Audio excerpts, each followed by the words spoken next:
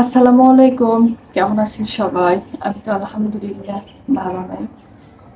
আজকে আমার কাছে মনে হচ্ছে যে আকাশটা ফাটে যে বৃষ্টিগুলা পড়তেছে, এই বৃষ্টিগুলা কিন্তু মানে মনে হচ্ছে পানি, কিন্তু না, এটা পানি না। এটা হয়তোবা কারো চোখের পানি পড়তেছে অঝরে। এটাই আমার কাছে মনে হচ্ছে। কারণ এত পরিমাণ মানে কষ্ট লাগতেছে আমার, এটা আপনাদেরকে বলে বোঝাইতে পারবো না যে আহ 14 বছরের সম্পর্ক চোখের সামনে একেবারেই নিমিষে শেষ হয়ে গেল। এটা এতটা কষ্টের, এতটা মানে দুঃখের, এটা বলার ভাষা নাই। সবই আল্লাহ তাআলার, যা ঠিক করে রাখছি সেটাই তো হবে। যেটা বলতেছিলাম, 14 বছরের সম্পর্কটা যেভাবে নষ্ট হলো, সেই কাহিনীটাই একটু আপনাদেরকে বলি। আমার খুবই পরিচিত, খুবই কাছের, খুবই একেবারেই চোখের সামনে তিলে তিলে ওঠা সম্পর্কটা আমি দেখছি। দেখে দেখে আমি এতটা অভ্যস্ত হয়েছিলাম এক সময়, সেটা ভাবছিলাম যে তাদের হয়তোবা আল্লাহ তাআলা কোনো বাচ্চা কাচ্চা না দিলেও ইনশাআল্লাহ কোনো সমস্যা হবে না। কিন্তু না, এই ধারণাটা আমার ছিল ভুল। আমার না, আমরা যারা থাকি মানে যারা দেখছি তারা সবাই আমাদের এই ধারণাটাই ভুল প্রমাণ হলো আজকে।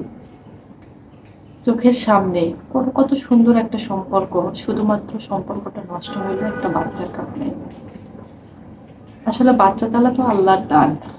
আমরা যখন চাবো বা বাচ্চা চাচ্ছি, আল্লাহ দিচ্ছে না, এটা সম্পূর্ণ তা আল্লাহ তালার উপরই। কিন্তু আল্লাহ তালা ভালো বোঝে কাকে দিবে আর কাকে দিবে না। কারণ সারা বছর কান্নাকাটি করার পরেও কিন্তু যারা বাচ্চা চাচ্ছে না, তারা কিন্তু মানে বাচ্চা চাচ্ছে, বাচ্চা পাচ্ছে না। অথচ হুটহাট করে যারা নিতে চাচ্ছে না, তাদের ঘরে কিন্তু ইচ্ছা মতো আল্লাহ তালা দিচ্ছে। যে আল্লাহর মন বোঝা বড় দায়। কিন্তু আমাদের সমাজটা এখন হয়ে গেছে এতটাই মানে দুর্বিষহকর একটা কর্মজ্ঞান, কর্ম নাই, জ্ঞানহীন একটা পরিচয় দিচ্ছে যে বাচ্চা হচ্ছে না, এই কারণেই কিন্তু দিয়ে দিচ্ছে ডিভোর্স। এটা আসলে কতটা কষ্টের সেটা আমি উপলব্ধি করতে পারতেছি। কিন্তু উপলব্ধি করেই বা কি করবো, সম্পূর্ণ যেটা আল্লাহর হাত। তো আমাদের খুব কাছের একজনের এই কাজটা হয়েছে। তো এটা দেখার পর থেকে বা শোনার পর থেকে আমার শুধু বারবার একটা কথাই মনে হচ্ছে, এই পথের পথিক যেন কার কেউ না হয়।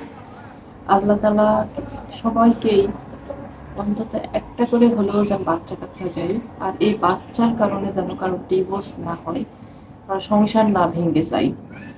পৃথিবীতে আমরা ক্ষণস্থায়ী, কয়দিন বাঁচবো? হাতে গোনা হয়তো বা গড় আয়ু তো দেখা যাচ্ছে 50-60। এই বয়সে আমাদের কত কিছু করতে হয়, তাই না? পড়াশোনা, চাকরি, বাচ্চা কাচ্চা, তাদেরকে মানুষ করতে হয়, তাদের জন্য কি রেখে যাব সেটা করতে হয়। সবাই তো আর সফলতার মুখ দেখে না। তা আমার সত্যিকার অর্থে আজকে আকাশ থেকে যে বৃষ্টিগুলো পড়তেছে, এগুলো হয়তো বা ওই মেয়েটার কান্না। কি বলবো, আমি না ভাষা হারিয়ে ফেলতেছি।